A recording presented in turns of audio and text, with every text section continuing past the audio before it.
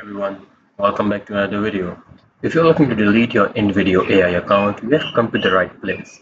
In this quick guide, I'll walk you through the step-by-step process to permanently remove your InVideo AI account. So let's get right into it. First, open your browser and go to InVideo AI website. As you can see over here, go into the login section and log in using your email and password. Now go to Account Settings. Once you are logged in, click on a profile icon in the top right corner. From the drop-down menu, select Account Settings. Scroll down to the bottom of the settings page and look for an option that says Delete Account or Close Account. If you don't see it, InVideo may require you to contact support for deletion.